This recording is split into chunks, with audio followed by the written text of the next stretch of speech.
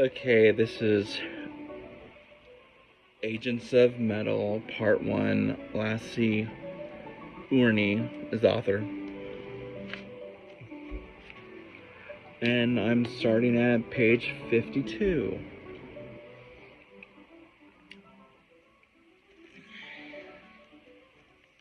Joe showed the riffs to Ian one by one, and he tried his best to keep up. At first, even in slow motion, they felt random and chaotic. Then he understood the pattern. All fingers of the left hand were used on adjacent frets of the guitar neck to create rapid chromatic passages. These fast sequences of notes alternated with evil, dissonant chords produced by letting one string ring open while moving a fixed fingering pattern up and down the neck.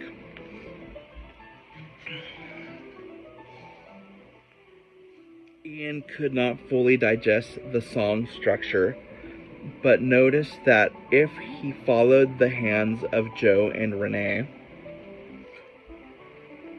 he would have enough time to switch to the correct riff, therefore cheating in a sense. The song would start with Renee yelling the song title and the guitars starting the first 16th note flurry in unison, without warning. When this fact sunk in, Ian was dumbfounded. How was he supposed to know where to come in? Cyber Priest truly did not want him to get off too easily. Sixth sense, he decided in the end. Sixth sense and watching Joe's hands. Necro thrashing desecrator. Commence mad guitar riff. The unison start went relatively well. Then Eric's blast beat started, and Ian realized one thing he had not forgotten from Joe teaching him the riffs. The song just came a whole lot faster. In fact, insanely fast. How the fuck am I supposed to keep this up? He thought. Then he understood. Even Joe was human, after all, and thus cheating. She was missing notes every now and then, so that the 16th note pattern became mostly a triplet pattern instead. Once Ian followed this example, playing the song became manageable. Strike from the depths where the Satanas dwell. Strike against heaven, make it into hell. Hoofs clatter and bring the weak fear as total devastation of this world draws near. Necro thrashing desecrator.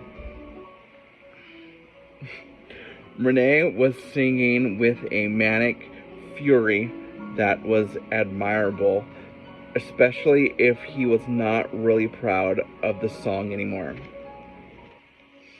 After the chorus, the song switched into the dissonant chords, then to Joe's solo as the fast riffs continued.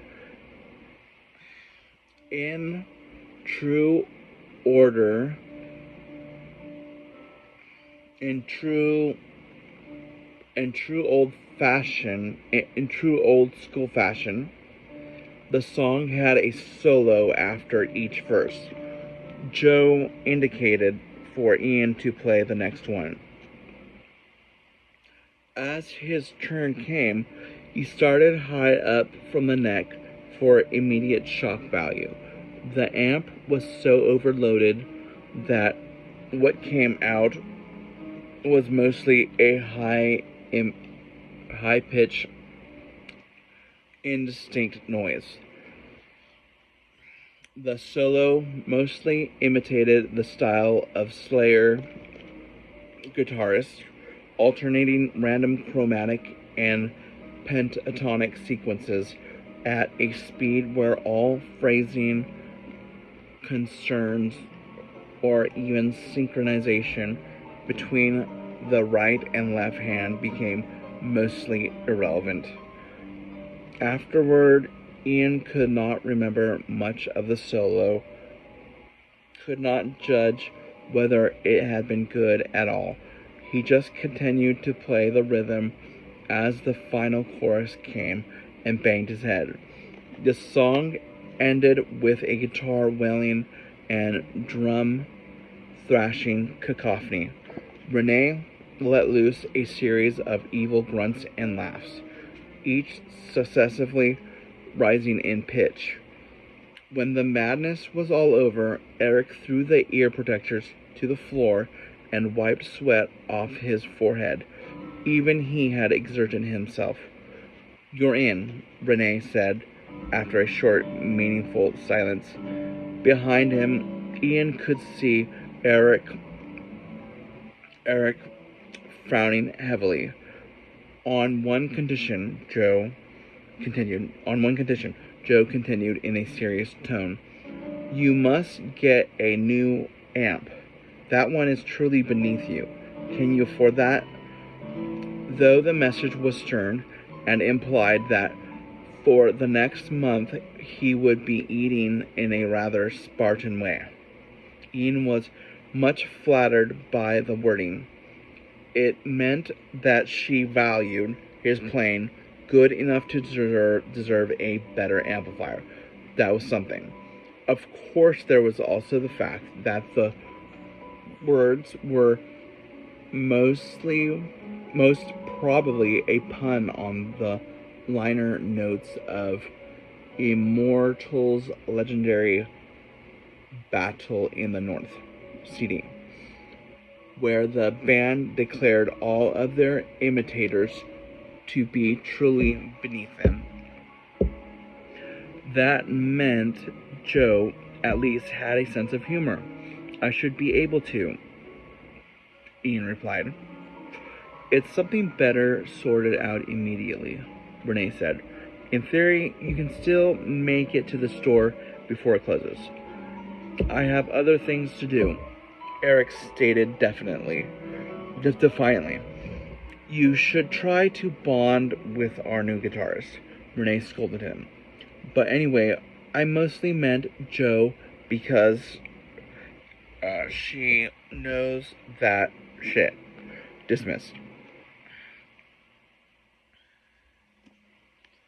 Ian guessed the last word had to be some kind of inside joke, a way for Renee to reassert his position as the band's dictator, benevolent or not. He probably did not outright imagine himself as a military officer, or who knew. So two of them had a sense of humor. Eric was still unconfirmed. "We should be going," Joe stated flatly as she turned to leave the rehearsal room. Ian followed. Only now the truth fully hit him. The third step had been completed. He was in the band that fulfilled his vision. But rather than just feeling outright elation, his mind was somewhat split on the subject.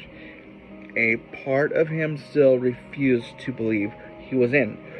Another part of him to be very cautious and constantly on his toes, as band politics could be slimy and volatile matters. That left the final part that wanted to scream at the top of his lungs and jump through the ceiling.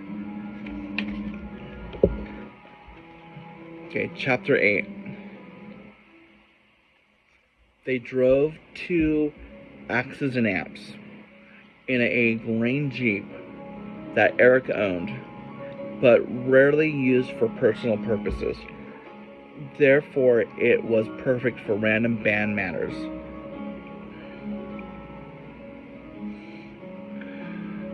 Joe drove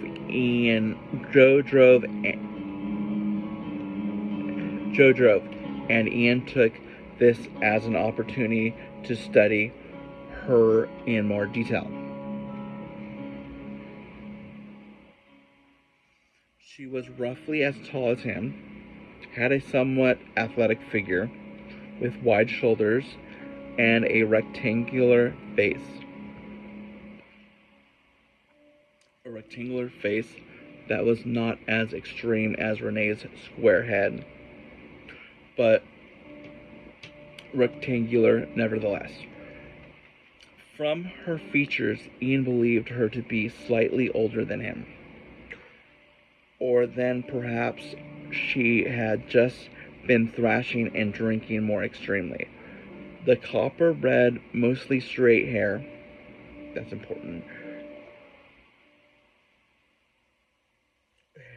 was not very long by Hessian standards. Her face effectively during a blasphemous solo, only slightly over the shoulders, but could still cover her face effectively during a blasphemous solo. Personality-wise, she appeared roughly similar to his workmate Gwen. Probably not as misanthropic. It was somewhat rare, even in 2012, to have a female guitarist in a thrash metal band, and Ian admitted to having a slight prejudice. However, from the very short time he had known her, he thought they might get along.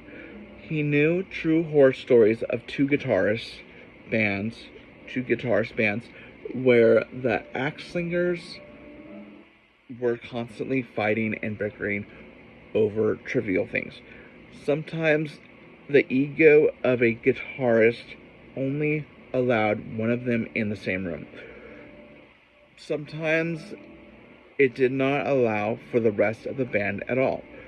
Though he could not be certain, those nightmare scenarios seemed unlikely here, at least so far.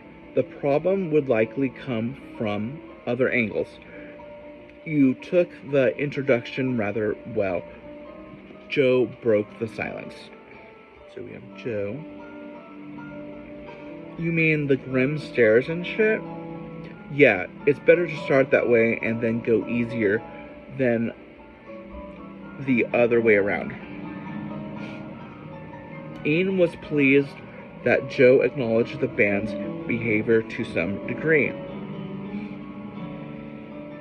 However, yet was not time to reverse the decision of being on his toes whenever he was in the same room with them, or in the same vehicle.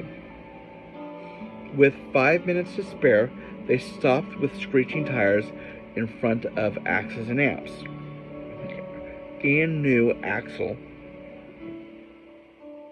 was mostly lenient towards prospective buyers and let them stay to test the gear even after closing. As Joe went in to chat with Axel and do a preliminary check on the available equipment, Ian ran to a nearby ATM to make a rather heavy withdrawal.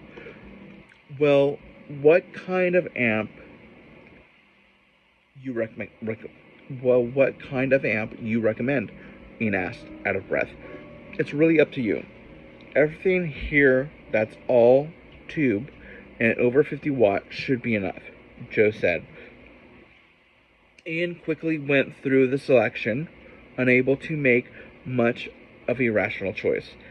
There were some exotic boutique amps whose price tag was far beyond him, but he doubted they would bring anything extra to the rather heavy-handed noise he would be dishing out.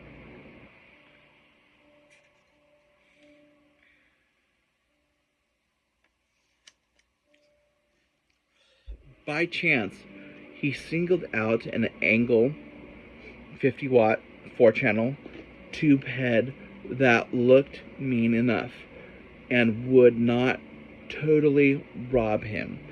Under Axel's supervision, he took the remaining Warlock guitar, the black one, and plugged it into the head. Axel dialed in roughly 2/3 of gain on the lead channel and set master volume on 1 to not blast their eardrums outright. It should fit thrash, among other things, he said.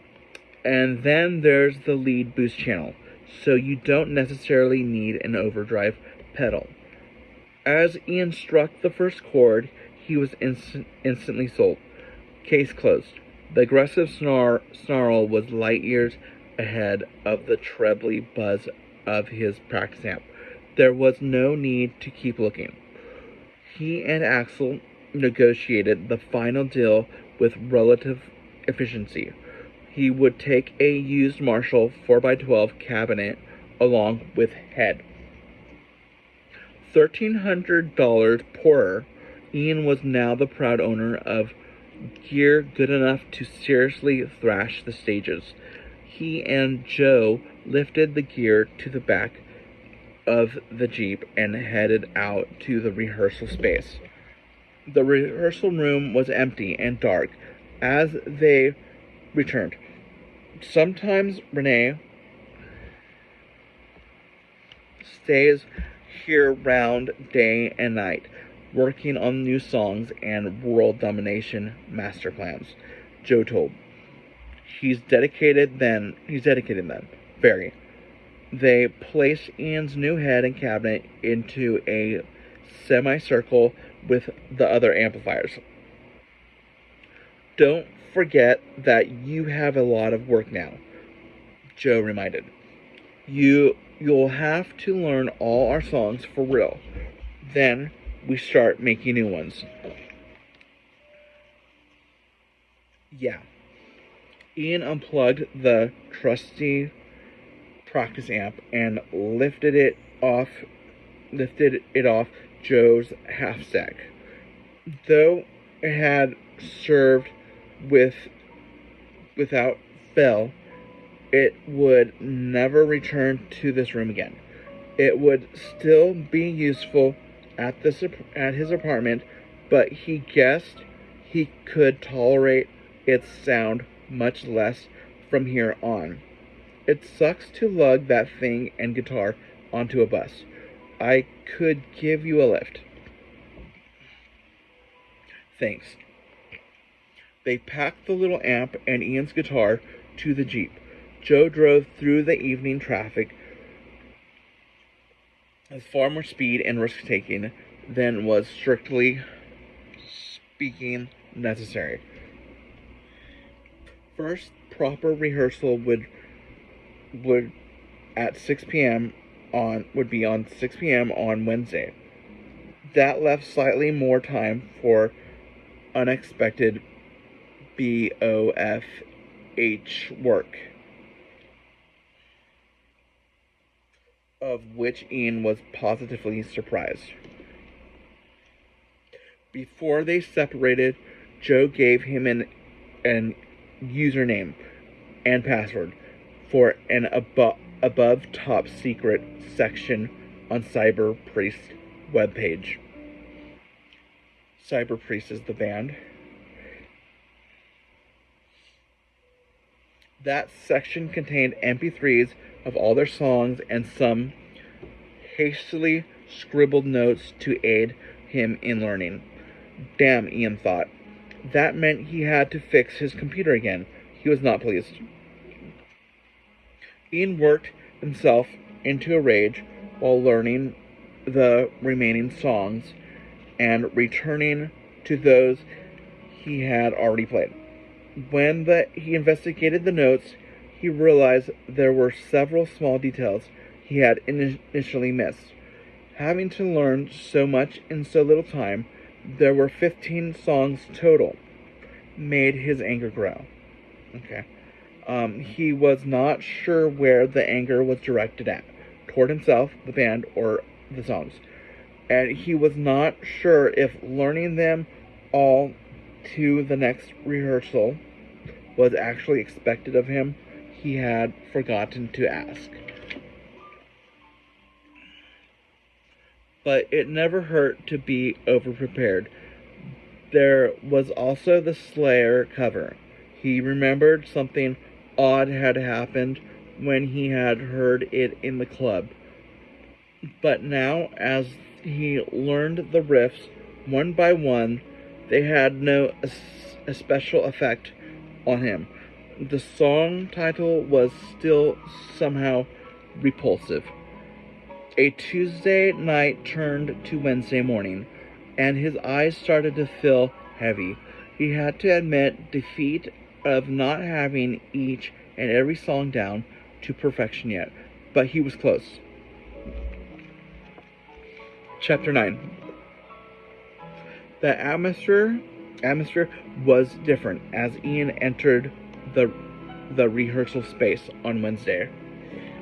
The grim stares were gone. Of course, no one was exactly a paragon of happiness or joviality either, but that was not to be expected in an extreme metal band. That would have felt false, actually.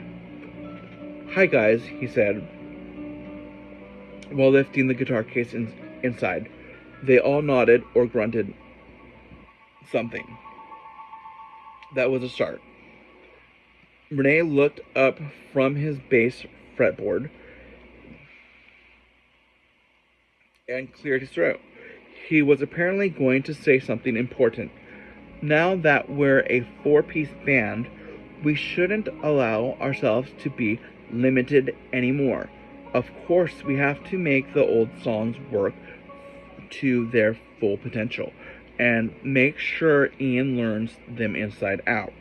But we should broaden our scope and start writing new shit as soon as possible. I wouldn't necessarily even call it thrash metal anymore, but rather war metal. Now that we're a four-piece band, we shouldn't allow ourselves to be limited anymore. Of course, we have to make the old songs work to their full potential and make sure Ian learns them inside out, but we should broaden our scope and start writing new shit as soon as possible. I wouldn't necessarily even... Yeah. A silence followed. Neither Joe or Eric challenged Renee's vision outright. Ian was a bit puzzled. Several bands had used the term with equally vague meanings, but he hoped Renee knew what he was talking about, and that his version of war metal would kick serious ass. Ian switched his amp to standby, took his axe, and started warming up his right hand, as he knew breakneck speeds would soon be expected of it. But I guess no one's exactly inspired to write a new song right here, right now. So let's go through some old shit instead, Renee continued. Now that Ian's got that slight gear upgrade, it probably sounds a hell of a lot better. Tormentor. He winked at Ian, in theory, good-spiritedly, but with a sadistic undertone. He wanted to see how Ian would handle the torment today. The difference was clear. already as Ian struck the first power chords, but even more so when the rapid speed thrashing riff started. Each note came through loud and clear, which also made it possible to keep his playing more relaxed. He made it to the end without any major difficulty. Unlike last time, now I could hear more shit, Eric commented, nodding with satisfaction. Sounded good. Although Ian had waited for positive responses from Eric, now that it actually came, it irritated him. Eric's words took him right back in time to the audition. Ian fumed silently, knowing well that his mental response was mostly irrational.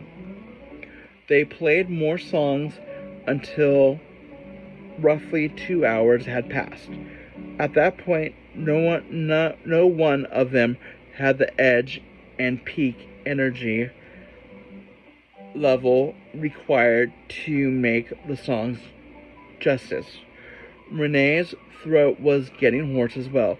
After all, it was an extremely physical form of music, so they called it a day. I say this session is worth drinking to, Renee said as he put down the bass guitar. I believed for a long time that a second guitarist was not necessary, and more adventurous music would actually result from having Joe around. But I certainly think we sound much more powerful now. Eric grunted in agreement. Ian looked closely at Joe, for Renee's choice of words made him remember the archetypal two guitarist horror stories again. He wanted to see if he had misjudged earlier, if there indeed was some jealousy. But he could not see her face betraying anything of that sort. That, in turn, left the possibility that she just hit it well, in which case she would be a much more complex and difficult personality than appeared at first sight. From Ian's suggestion, they sat with beers at hand in the Black Shark. The beer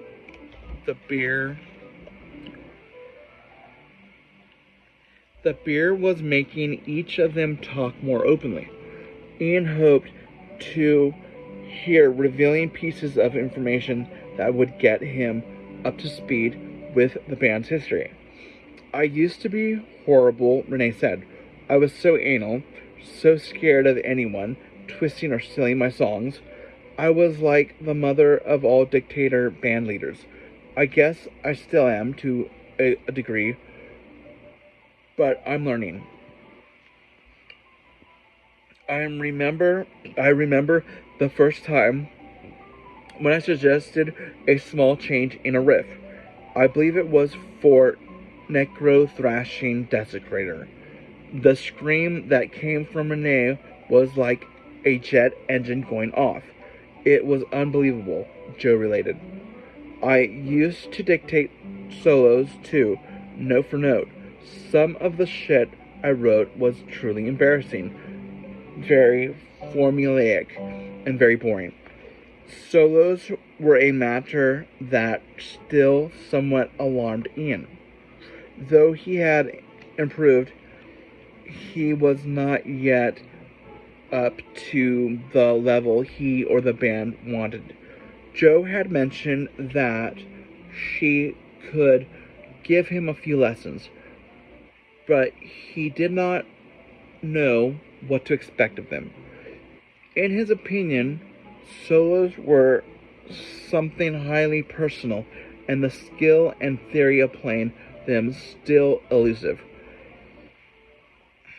The few moments of enlightenment that had led to major improvements, one of them very recent, had practically been random and not at all related to practicing more or to practicing differently.